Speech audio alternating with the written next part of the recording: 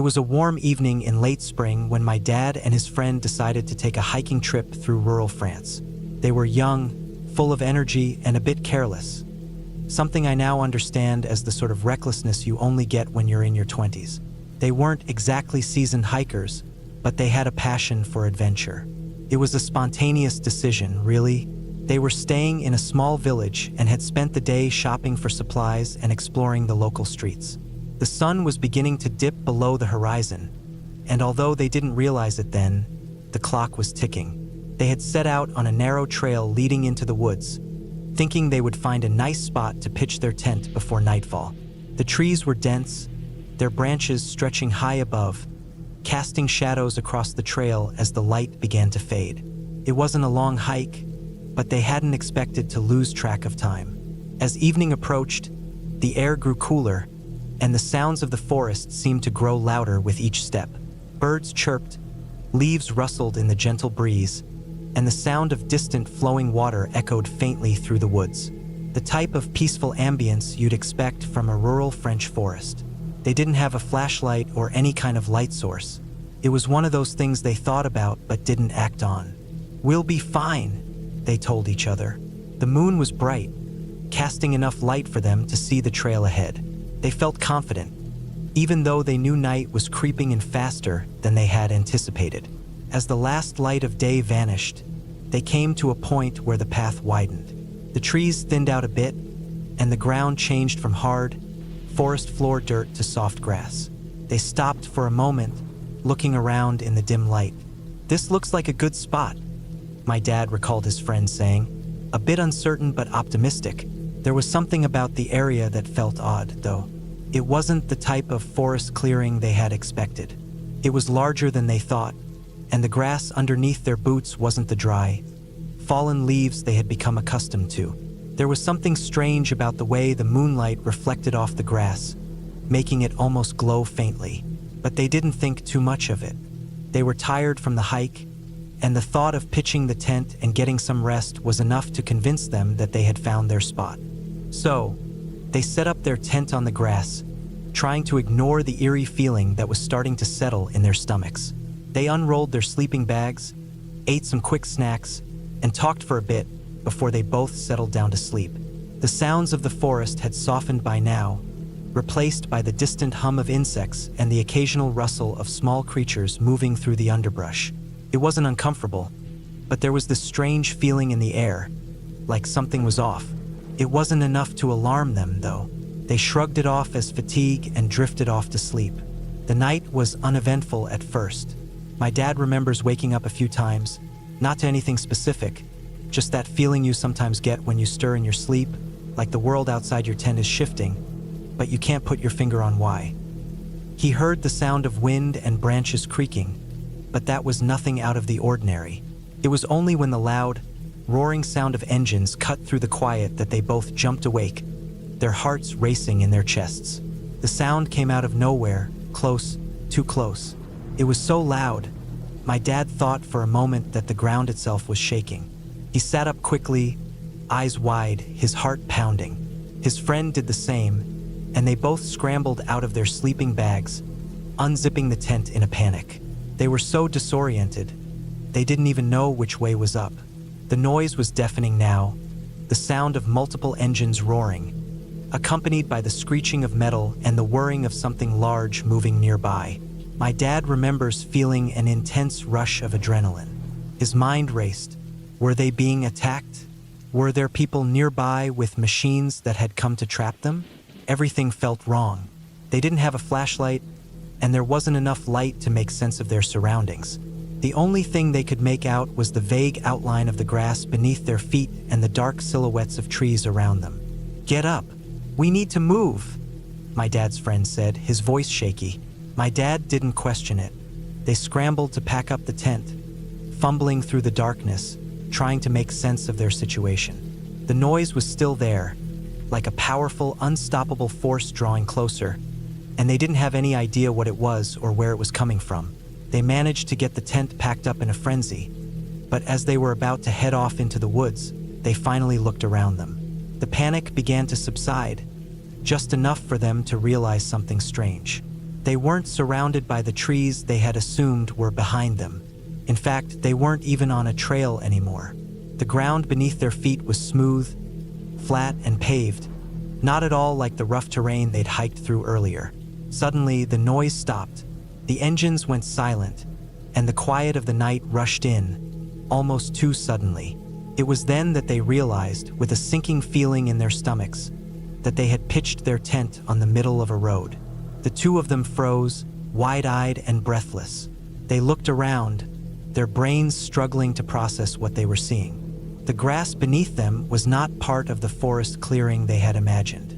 It was part of a roundabout in the middle of road construction. The noise they had heard wasn't some impending threat, but the sound of heavy machinery starting up to warn them that they had set up camp in the midst of an active construction zone. The two construction workers, who had been sitting in the cabs of their vehicles with their engines running, had clearly seen the two men in the tent and had started their machines in an attempt to get them to leave. The workers had likely been startled to see people camping in the middle of a roundabout, but they were too polite, or maybe too confused, to confront them directly. Instead, they had turned on the engines, revved the motors, and waited for the two young hikers to wake up and realize their mistake. When my dad and his friend finally registered what was happening, they couldn't help but laugh, albeit nervously. They were still shaken from the experience, but the absurdity of it all hit them at once. Here they were, in the middle of a construction zone on a roundabout of all places, thinking they were in some sort of danger. They quickly packed up their gear, embarrassed but relieved. As they stumbled out of the roundabout and back into the forest, they couldn't stop laughing. It was the kind of nervous laughter that only comes from realizing just how close you were to doing something incredibly stupid. In the light of day, they took a look at their surroundings. It was clear now that they had been on a path leading to a small construction site, a roundabout in the making. The area was surrounded by trees, and they had just missed seeing the workers' equipment scattered around, hidden by the darkness of night. They never did find the perfect campsite that night, but after the ordeal, they were just glad to be alive and safe, free of any real danger. The rest of their trip was uneventful, and though they laughed about it many times over the years, my dad still refers to it as his scariest camping experience. Not because of the danger they were in, but because of how quickly everything had escalated from peaceful to terrifying. That night in rural France was a lesson in being prepared and not taking anything for granted, especially when you're far from home and in the middle of the unknown. And as for the construction workers, they probably had a good laugh of their own the next day when they saw two tired, confused hikers wandering off into the woods, forever changed by their little adventure.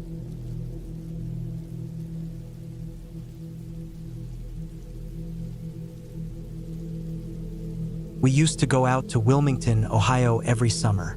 My grandfather had the second house out there, and it was like a whole different world compared to Cincinnati, where we lived. Wilmington was as country as you could get.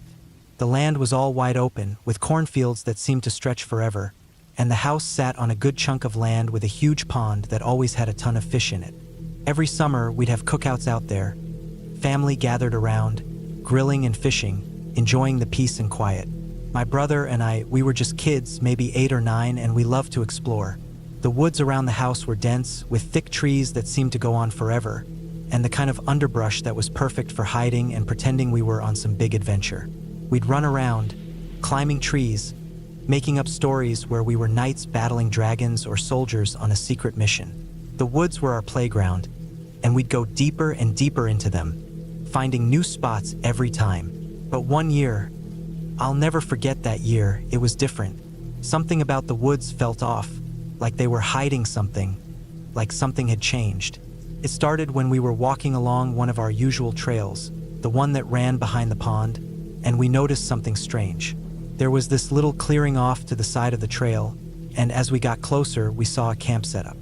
It wasn't just some tent and a campfire like you'd expect. This was weird. The first thing that hit me was the symbols. They were all over the trees, painted right on the trunks, some of them in dark, jagged strokes that looked almost like they'd been scratched into the bark. Others were like spray-painted symbols, too clean, too fresh. Some of them were in a circle, others scattered, almost like a pattern, but it was so chaotic that it gave me this uncomfortable feeling in the pit of my stomach. I had no idea what they meant, but the way they were arranged, it felt like someone was trying to summon something. But that wasn't the craziest thing. No, the weirdest part was the school bus. A full-sized, old yellow school bus. It was hoisted up between two massive trees, about 30 feet off the ground. Like how? How did they even get a bus up there? I remember standing there, staring at it, trying to wrap my head around it. It was too bizarre. The trees were huge, sure, but this wasn't something you just pulled off with a couple of ropes. The bus was sitting in the trees like some kind of messed up treehouse, and I swear, it looked like it had been up there for a while. There were patches of moss and dirt on it, and the metal looked rusted. My brother was already thinking the same thing I was.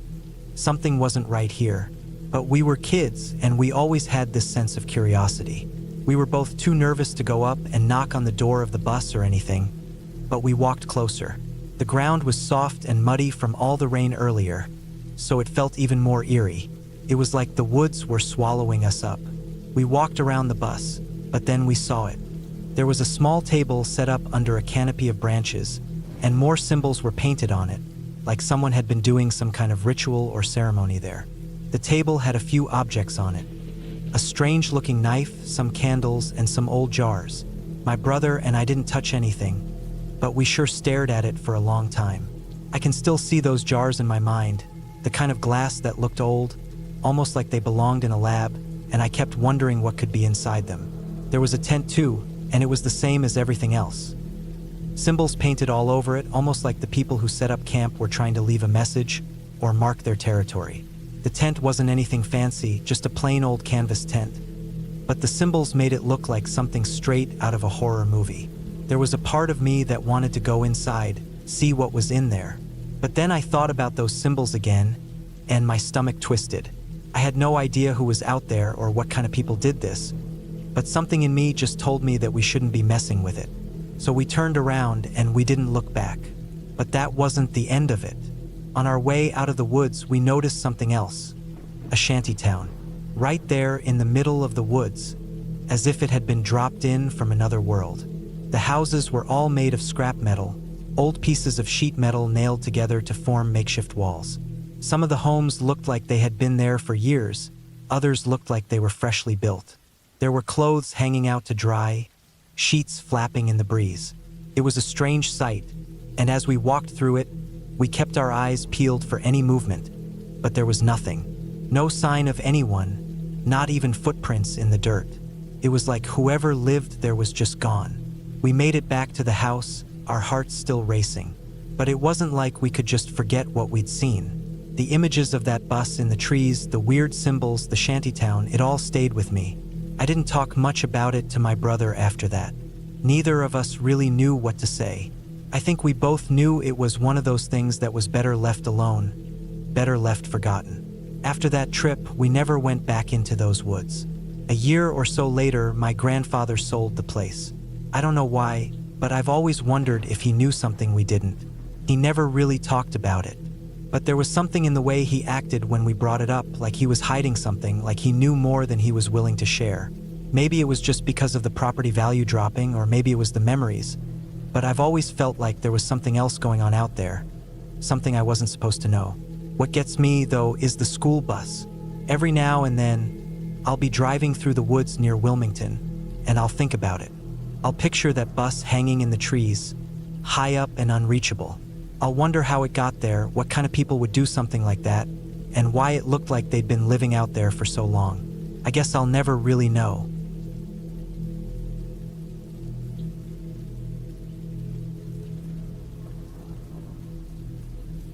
It was one of those long, hot July afternoons where even the shade offered no comfort. I was working up in the Sierra Nevada mountains at a wilderness scout camp. Not one of those neatly trimmed, family-friendly places either.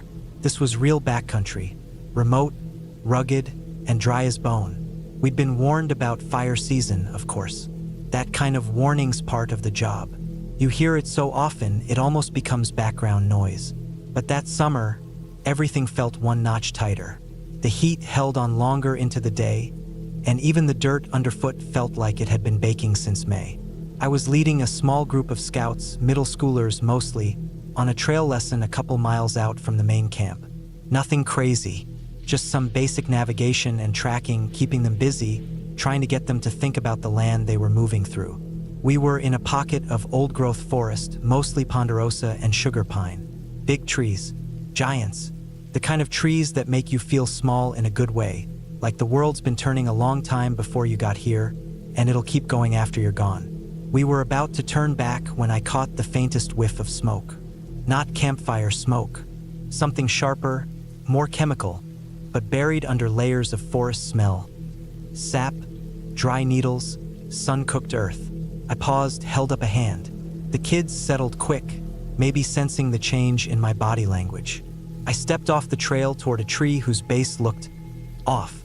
The bark didn't look burnt, not black or cracked, but there was this strange heat shimmer around it. I knelt, brushed back the pine needles and duff, and sure enough, smoke. Thin tendrils of it curling up from the earth itself. My first thought was that some kids from another troop had been sneaking cigarettes and tried to hide it. Wouldn't be the first time, but something didn't sit right. I cleared more away, and the smell got worse, deeper. Not fresh burning, but the kind of scorched smell you get when something's been smoldering, trapped. I dug a little deeper, just with my hands at first, and the soil was hot.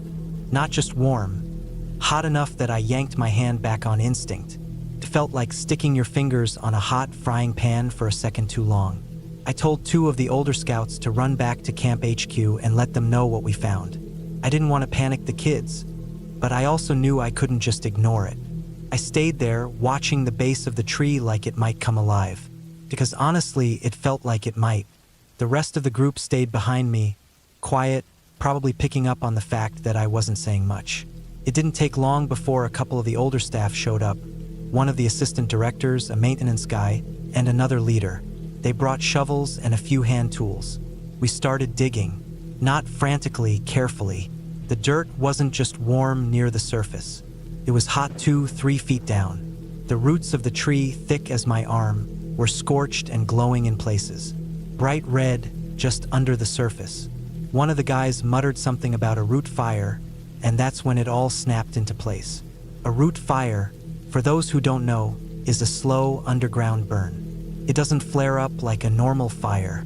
It travels through the root systems of trees, often started by lightning strikes, or sometimes a careless ember that slips into the soil. Once it's under there, it can burn for days, weeks even, without showing much on the surface. It's almost invisible, and because it moves underground, it can cover huge areas before anyone notices. We didn't talk much. Everyone just started working, digging down, spreading out, trying to find the edges of the burn. But the more we dug, the more we realized there weren't any clear edges. Every tree we checked, dozens of them, had some level of smoldering at the base. It was like we were sitting on top of a giant underground coal bed, and all it would take was a gust of wind or a dry lightning strike to turn the whole place into an inferno. The mood shifted fast. We weren't just checking on a weird tree anymore. We were in the middle of something serious. There were 20 or 30 scouts back at the main camp, not counting staff, and we were miles from any real help. No fire trucks could get in here in time if this blew up. We were on our own for the next few hours, maybe longer. We radioed in the danger, but signal out here was weak and unreliable. They started organizing an evacuation just in case, and meanwhile we kept digging. The tools weren't enough. We started using whatever we had, canteens, cooking pots, even bare hands. That's when I got the worst of the burns. I didn't even notice right away. I was so focused on exposing the glowing roots and trying to tamp out the spread that it took a while for the pain to register. By the time I did, my hands were already blistered, the skin tight and shiny like overcooked meat. It felt like a race against something we couldn't see. Every minute, the fire underground was moving. We tried to make fire breaks, trenches to isolate the areas we'd already exposed. We hauled buckets of water from a nearby stream, which wasn't much more than a trickle. It steamed and hissed when it hit the hot soil, but it wasn't enough. We didn't have the gear. No real fire suppression tools, no water tanks. Just shovels, hands, and desperation. By the time the sun dipped low, painting everything in gold and orange, we were covered in ash, sweat, and soot. The kids were evacuated to a secondary site, about 3 miles north, across a rocky ridge. They handled it better than I thought they would. Maybe they didn't know how close we were to real disaster. Maybe it just felt like an adventure to them. Eventually, the Forest Service got word and sent a small team in smoke jumpers from another part of the range. They arrived that night by helicopter, landing on a flat stretch of granite a few ridges over. From there, they hiked in. Professionals, head to toe in gear that looked like armor compared to our shorts and camp t-shirts. They took over fast, setting up temperature probes, cutting deeper fire lines, spraying the area with chemical retardants. We stepped back, exhausted, blistered, and watching our patch of forest glow like a dying campfire in the night. I didn't sleep that night.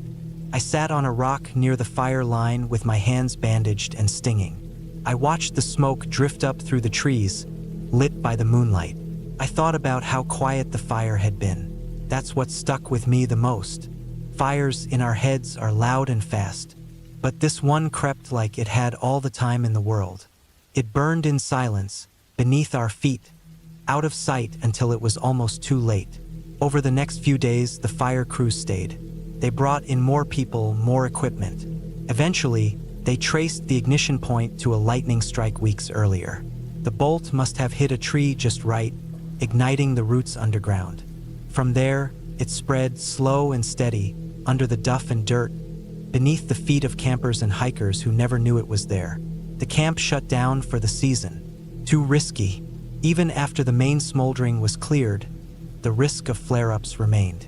Insurance issues, Forest Service oversight didn't matter.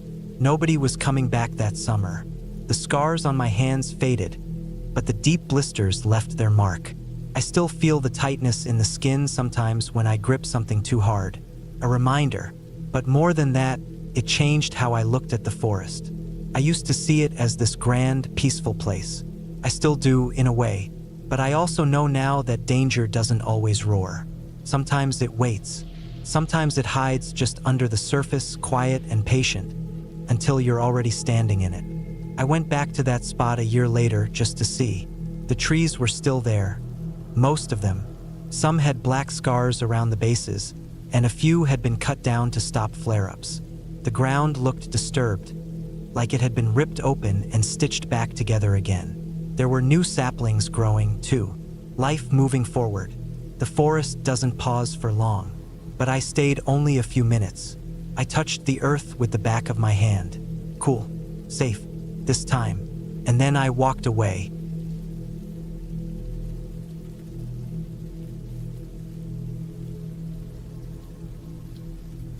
I was about 10 years old when this happened. Maybe 11. It's hard to remember the exact age now, but I remember how it felt. That part never really faded. We were just kids. A small pack of boys trying to make the most out of the last weekend before school started again. My friend Matthias had a house near a forest, just outside a small town in Denmark. His parents were the type who trusted us maybe a little more than they should have, and they said we could camp in the woods behind their house as long as we stayed close. That little slice of forest wasn't massive or wild by any means, but to us, it was endless. It was our world. When you're 10 and you've got flashlights and sleeping bags and a forest to yourself, that's all you need. We set up camp in a small clearing not far from the edge of the trees, maybe a 15-minute walk from the house if you weren't in a hurry. There were 5 of us, and we used Matthias' old 2-man tent and a couple of tarps stretched between trees. It wasn't pretty, but it worked. We had brought soda, bags of candy, and even a little camping stove to heat hot dogs. No one brought real food, of course. We lived on sugar and whatever we could roast on a stick.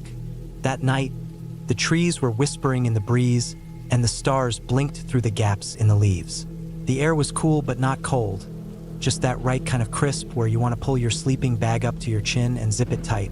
We were gathered around a small fire we'd built, a bunch of us trying to act tough while we told stories. It always goes that way. You start with jokes, then ghost stories, and then someone tries to scare the others a little too much. That someone was me. I told them about the wolves, about how this forest, this very one, used to be the hunting ground of a pack of wolves that had escaped from somewhere.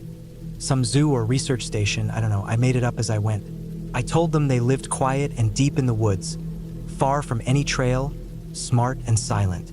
They never barked. They didn't howl unless it was to each other.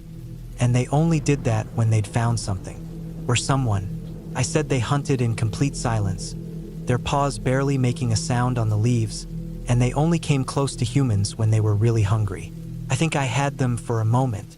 They were leaning in, wide-eyed and silent. But then Mads, one of the older boys, rolled his eyes and said, "There are no wolves in Denmark, you idiot." That broke the spell. Everyone laughed. I tried to argue back, tried to talk about sightings, how maybe they weren't native anymore, but that didn't mean they weren't out there. Wolves could cross borders. Wolves could survive if they were smart. But they were all already on to the next story, tossing empty soda cans and roasting marshmallows. That's when I did it. I cupped my hands around my mouth and let out a long, low howl. I tried to sound deep and real like those howls you hear in movies. It echoed a bit in the trees, rolled out into the night. I figured they'd laugh again, maybe throw a stick at me, but they didn't, because a few seconds later we heard another howl. This one wasn't me. It wasn't anyone around the fire. It came from deeper in the woods, maybe 50 or 60 meters in, just far enough that we couldn't see anything. The sound was sharp and real, drawn out and bone deep. It was followed a few seconds later by another, then a third, not overlapping, but spaced, like they were answering each other.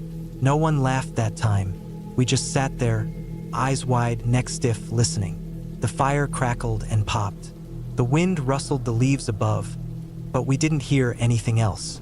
First, then there was the sound of movement, leaves crunching, just one step, then another, not fast but steady, like something walking. I was frozen. I couldn't speak, couldn't think. My chest felt tight and my stomach flipped. I wanted to believe it was a joke, that one of the older boys had planned this, that someone was hiding in the woods, maybe one of the neighbor kids playing a prank. But the steps didn't sound like a person. They were too light, too careful, too deliberate. Then something snapped, a stick somewhere behind the fire. That was enough. We bolted. I don't remember who moved first, but once one of us ran, we all did. Flashlights forgotten, candy and bags and tarps left behind. We sprinted through the forest like the ground was on fire. Branches clawed at our arms. Roots caught our feet. I remember falling once, my hands smacking into the cold dirt, knees scraping over rocks. I scrambled up and kept going. My lungs burned. My heart pounded so hard it drowned out everything else. We didn't stop until we burst out of the trees and stumbled into Matthias' backyard. The porch light was still on. His parents must have been inside watching TV, completely unaware of the chaos happening a few hundred feet away. We crashed onto the grass, panting, shaking, not saying anything. Eventually, someone laughed, nervous and high-pitched. Then we all did. That kind of laugh that comes after a scare, when you're not sure if you're okay or if you're going to throw up. We didn't go back for our stuff that night. We slept inside, packed into Matthias' living room like sardines. No one brought up the wolves again, at least not until the next day when the sun was high and warm and safe. We walked back into the woods in the morning, slower, more cautious, with our hands in our pockets and sticks in our hands. Everything was where we left it. The fire had died out on its own. Our sleeping bags were still there, candy wrappers rustling in the breeze. There were no tracks, no blood, no shredded tents or torn up gear, just some crushed underbrush where we must have bolted. That and one thing none of us could explain. A single empty beer can, dented and lying near the edge of the clearing. It wasn't ours. None of us brought beer. None of our parents would have allowed it. And this wasn't a kid's soda can. It was a full-size beer can, and it smelled like someone had just finished it the night before. That's when it clicked. It wasn't wolves. It wasn't anything wild. It was people. Drunk people, probably older teenagers or some group of guys messing around in the forest. Maybe they heard us, maybe they saw our fire and decided to scare us. The howling, the footsteps, it all made sense when you thought about it that way. No wolves, just dumb humans being dumb in the woods. But I'll tell you this, even now, years later, when I think back to that night, when I remember the way those howls echoed through the trees, the sound still sends a chill down my spine. I've heard people pretend to be wolves before. I've heard recordings, seen prank videos. Nothing ever sounded quite like what we heard. It was too clear, too perfect. Maybe it was just timing. Maybe our brains were wired for fear that night. Maybe the woods just made everything sound bigger and wilder than it really was. But no matter how many times I explain it away, a small part of me still wonders. Wonders if those drunk kids were reacting to something too. Wonders if we weren't the only ones being watched in that forest. I've camped many times since, in bigger woods, in darker, quieter places. But that night taught me something I've never forgotten. In the forest, it's never just you. Whether it's people, animals, or just the woods themselves breathing around you, there's always something else out there, watching, listening. And if you ever hear something howl back when you think you're alone, don't wait to find out what it is. Just run.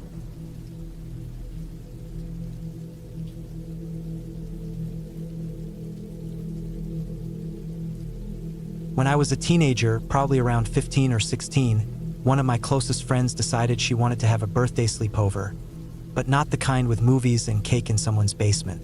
She had something else in mind, something a little more adventurous. She lived on the edge of a small town, and behind her house stretched acres of woods.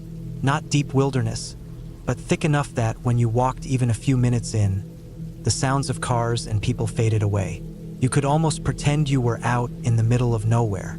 That's where she wanted us to camp for her birthday. There were 7 of us total, all girls, most of us from the same school.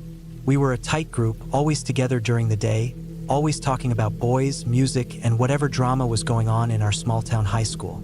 We all showed up that Friday afternoon, backpacks loaded with sleeping bags, snacks, and extra hoodies.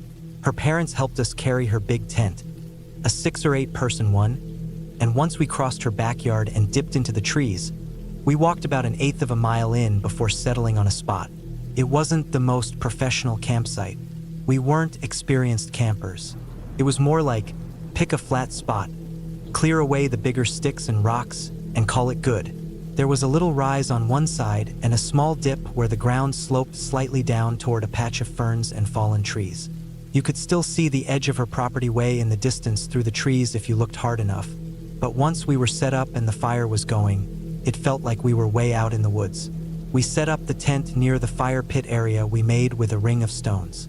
Her dad had helped us dig a little pit and showed us how to build a safe fire, then left us alone with one of those long fireplace lighters. We got the fire going, not big, but bright enough to see by, and we spent the afternoon laughing, roasting marshmallows, throwing chips at each other, and daring one another to go pee in the dark woods. We were young, full of energy, and nothing really scared us at that point. Not until later, anyway. By the time the sun dipped low and the woods went from dim to almost black, we were all tucked into the tent, sprawled in a circle with our sleeping bags and blankets like a big messy nest. The fire outside was still burning strong. Plenty of big logs and good coals, giving off a warm orange glow that flickered against the walls of the tent. It was just enough light to cast shadows that danced around while we sat inside telling ghost stories. You know, the kind of stories, local legends, things about haunted roads and people going missing. Things that probably weren't true but had just enough detail to feel real when you were sitting in the woods in the dark. We took turns trying to scare each other, whispering and then yelling the final punchline to get a good scream. It worked a few times. A couple of the girls were good at it, but we were still laughing after most of them, trying to act tough even when the hair on our arms stood up. Then we started hearing noises. At first, it was just a soft crunching sound, like twigs snapping. We thought it was one of us getting up to go pee or coming back. But we were all accounted for. The crunching got closer.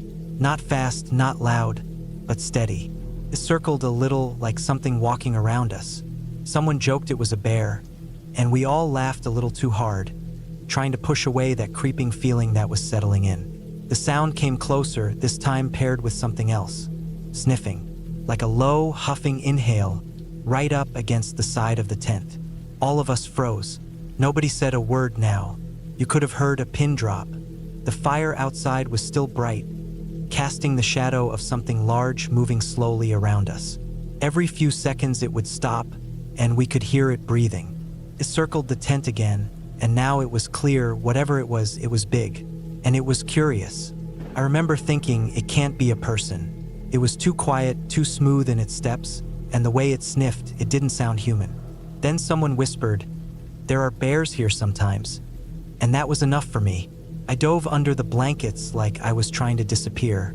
I curled up in the very center of the tent, heart hammering, not even breathing loud. I didn't care if it was a bear or a monster or whatever. I just didn't want to see it. If I didn't look, maybe it wouldn't know I was there. That was my teenage brain logic. Hide, go still, make yourself small. One of the girls, though, Rainey, was built different. She had this no-nonsense attitude, didn't scare easy, and always acted like nothing fazed her. We called her the mom of the group because she was always ready to deal with things when the rest of us freaked out. While I was buried under 2 blankets in the fetal position, Rainey got up. We all heard the zipper on the tent slide open. For a second, we thought she was losing her mind. Then there was a loud rustle, a grunt, and the sound of something large bumping into the side of the tent. And then she laughed, like a real laugh, loud and surprised. The next sound was a deep, excited huffing, and then this wet, smacking sound. Something was licking her. We all peeked out just barely, and that's when we saw it. It was a dog. Not just any dog. It was the birthday girl's next-door neighbor's Great Dane. That dog was huge, taller than most of us when he stood on his hind legs. Solid black, eyes reflecting the firelight like 2 little mirrors. He'd shoved his massive head right into the tent and was happily licking Rainey's face like she was his long-lost best friend. She was trying to push him off, but he was too big and too excited. I sat up slowly, feeling my heart finally start to slow down, and even though I knew it was just a dog now, my hands were still shaking. One of the other girls started laughing. Then all of us joined in, this nervous, hysterical kind of laughter that you can only get after being scared out of your mind. The dog, his name was Max, we found out later, was just wagging his tail like it was the best night of his life. Apparently, he had run off earlier that day and wandered into the woods. He must have heard us, smelled the food, and come to check out what was going on. He scared the life out of us, but he didn't mean to. He was just curious. We let him stay with us after that. None of us wanted to send him away. It made us feel safer, having this huge dog lying by the fire outside. He barked once or twice at the trees, but nothing came near us after that. We stayed up late, talking low, every once in a while looking out at him to make sure he was still there.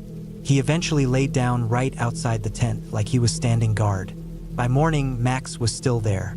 He walked back with us to the house, trotting along like he belonged with us. When we called the neighbor, he came over with a leash and a big smile. He said Max had slipped his collar and took off the night before, and he'd been looking for him with a flashlight and calling his name. But Max had other ideas, apparently. We all walked back out to the woods later to grab the tent and clean up, and I still remember looking around the trees in the daylight. Everything looked so different. Nothing scary about it now. Just trees, leaves, the leftover ashes of our fire. No big shadows or sniffing sounds. But of course, I never lived it down. Every time we talked about that night, someone brought up how I buried myself under the blankets like I was 5 years old hiding from the boogeyman. They teased me for weeks, years even. Sometimes when we hung out, Rainey would just throw a blanket over my head and say, "There, you're safe now." Looking back, I can laugh too. But in that moment, when it was dark and quiet and something big was circling us, I was more scared than I'd ever been in my life. And I learned something that night. Sometimes it's not ghosts or monsters you have to worry about. Sometimes it's just a very large dog with bad timing and a love for marshmallows.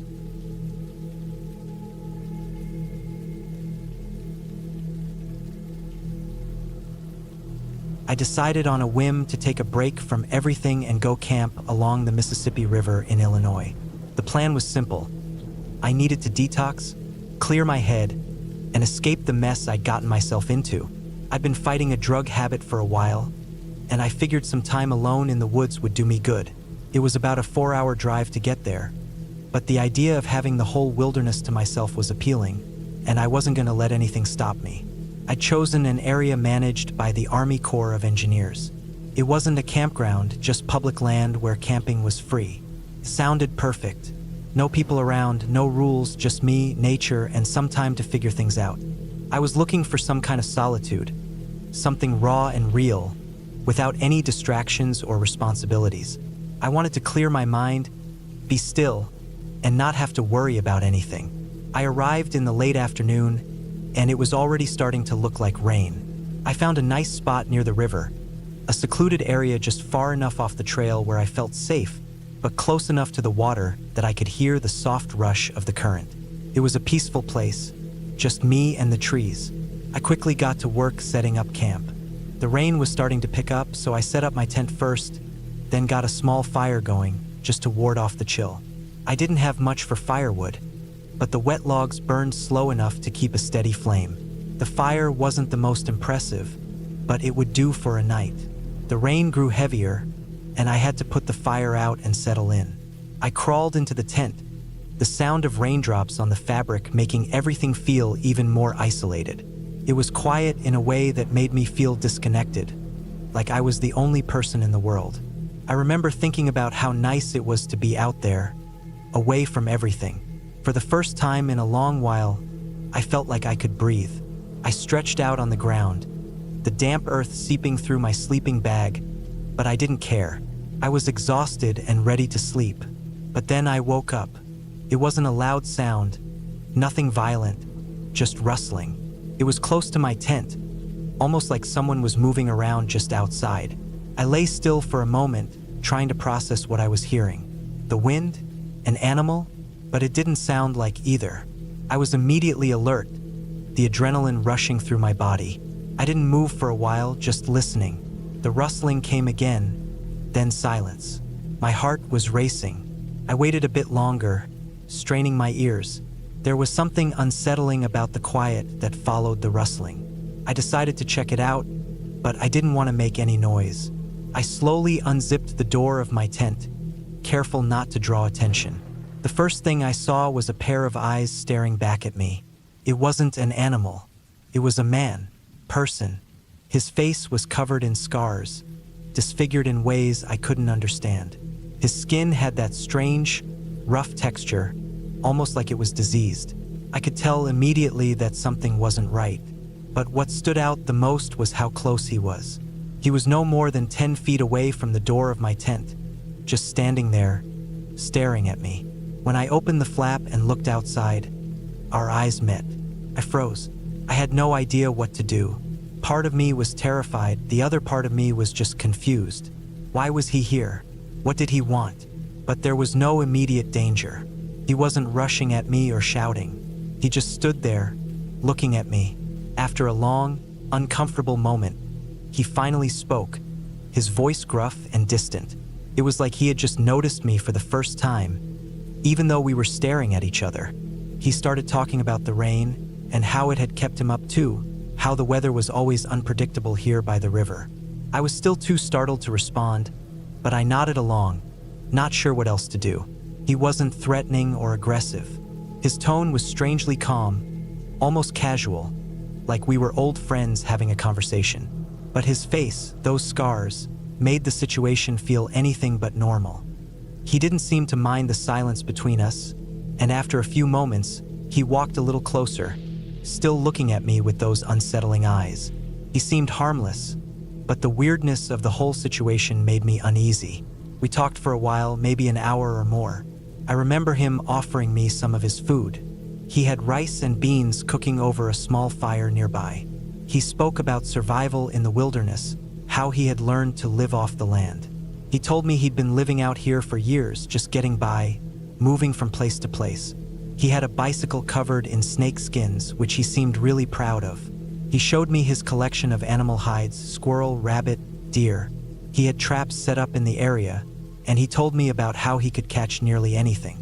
He asked me for a cigarette several times during our conversation, even though I kept telling him I didn't smoke. Every time I said no, he would offer something in return. His hobo stove was the first thing he offered. He was convinced it was the best stove ever made, and that it could cook anything, anywhere. He was eager to show me how it worked. I tried to be polite, but his offer was unsettling. Something about the way he spoke was just off. He seemed a little off, too. It wasn't just the way he looked, it was the way he spoke, how he jumped from topic to topic without ever really finishing a thought. He talked about hunting and trapping, and then he went on about how animals had special energy and how by eating them you could absorb that energy. He spoke like it was a deep truth, like he had unlocked some secret to the universe. It wasn't just a hobby for him, it was his life. He said that by eating the flesh of animals, he could take their strength and intelligence. The more he spoke, the more the conversation became twisted and surreal. But there was more. The things he said about gaining power from others disturbed me. At first, I thought he was joking, but as he kept talking, I realized he wasn't. He talked about the energy he could gain by raping his victims. I don't know how to explain it, but the way he said it, how casually he mentioned it, made me want to run. He wasn't talking about just humans. He was talking about animals too, as though it was all part of some sick ritual. I tried to ignore the dark undertones of his words, but I couldn't shake the feeling that I was in over my head. The more he spoke, the more the unease in my stomach grew. I knew I had to get away from him. He wasn't physically threatening, he wasn't big or strong, but I couldn't trust him. I didn't know what he might do if he got any crazier. The whole situation felt wrong, like I was in a scene from some twisted nightmare. But I wasn't sure how to get away without making him angry. The sun began to set, and the shadows grew long across the camp. I could hear the wind rustling through the trees, the only sound breaking the tense silence between us. I decided that I needed to leave. I didn't care how far I had to drive. I just needed to get away from him, from that place. I told him I was going to town to grab some cigarettes, that I'd be back soon. He seemed thrilled, like he hadn't expected me to leave. He waved me off, his strange smile stretching across his scarred face. I got in my car as quickly as I could, not looking back. My heart was pounding as I drove away, the sound of his voice still echoing in my ears. I drove across the river to Clinton, Iowa, a town I'd never been to before. It was a shitty little place, full of empty streets and rundown buildings. I found a casino, wasted $5, and went to sleep in my car in a park next to a playground. It felt safer there, though I still couldn't shake the images of the man and his twisted ramblings. The next morning, I woke to the sound of children playing. It was surreal, like everything had gone back to normal, but I knew I wasn't the same. The whole experience had left me rattled, and I realized how close I'd come to a real disaster. I got in my car and drove home, the sun rising behind me, casting light on the road ahead. The trip was ruined, but in a way, I was glad it was over. I had learned my lesson. Some solitude isn't worth the price you pay. Some places aren't as safe as they seem, no matter how far you think you've run.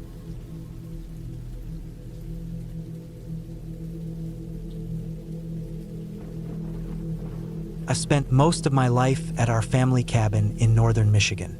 Technically, it's not really a cabin. It's an old, weather-beaten mobile home that's been parked in the woods for years.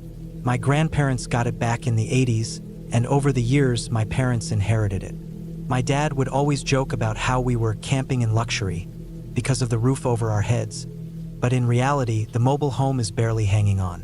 The walls creak with every gust of wind.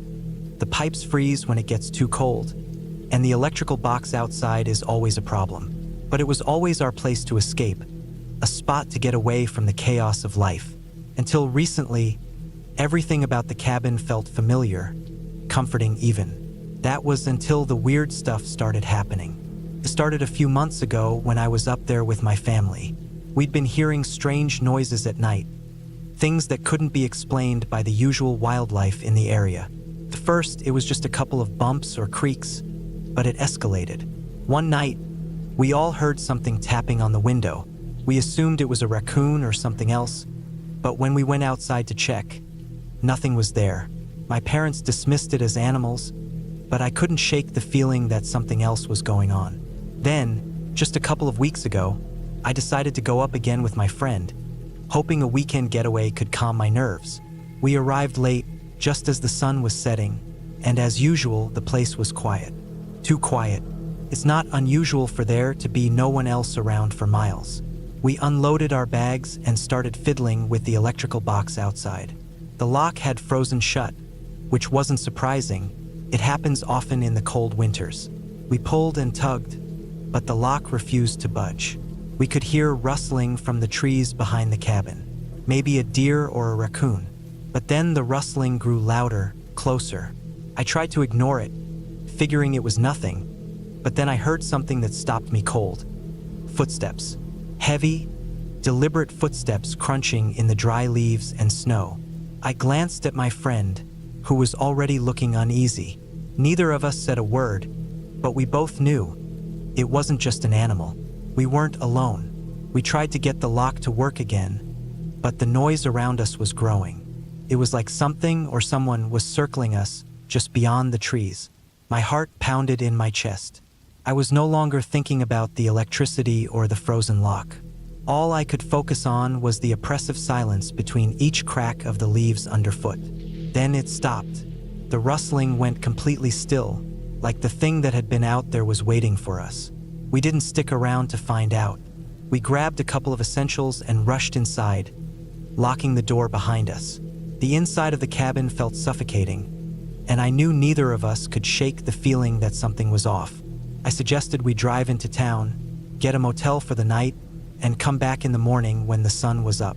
We could try to get the electricity on then. At least we would have some light and hopefully some safety. The drive to town was quick, but the further we got, the more unsettled I became. I kept telling myself that it was just nerves, that nothing bad could happen. We parked outside the motel, grabbed our bags, and tried to relax. But there was a knot in my stomach that wouldn't go away. When we got back to the cabin after spending the night in the motel, the unease had only grown. It was still early in the morning, and the trees around the cabin were bathed in the soft orange glow of the sunrise. We figured we would check on the car first and then start working on getting the lock open. That's when things got worse. I walked over to my car, still parked in the same spot where we'd left it the night before. The engine had started without issue when we left the motel, so I expected no problems now. But when I turned the key in the ignition, nothing happened. I turned it again, then a third time, but the car wouldn't start. The dashboard was dead. Not a single light flickered. The locks on the doors wouldn't even respond. It was like the car was completely shut down. I felt the blood drain from my face. What the hell? My friend came over to the car, and we both tried everything. We turned the key, popped the hood, checked the battery, even tried rolling the car back and forth to see if we could get something to work. But nothing. The car was absolutely unresponsive. "What do we do?" my friend asked, her voice shaky. I didn't have an answer. My car had been perfectly fine just a few hours ago. I'd driven it 3 hours without a hitch, and now, in the short time we'd been inside the cabin, something had gone terribly wrong. We decided to go back inside the cabin. If the car wasn't starting, there was no way we could drive to town for help. We locked the door behind us. The silence that followed felt even thicker than before. Something wasn't right, and we both knew it. We tried to stay calm, made a game plan. The only thing we could do now was wait until daylight and then try to walk in the direction of the nearest town to get a signal or find someone who could help. But as we sat there, trying to come up with ideas, the first knock came. 2 sharp, loud raps on the back door. We froze. For a moment, neither of us moved, unsure if we had heard it correctly. But there it was again, 2 knocks, crisp and deliberate. My heart raced in my chest. I looked at my friend, who was pale and wide-eyed. No one had been near the cabin.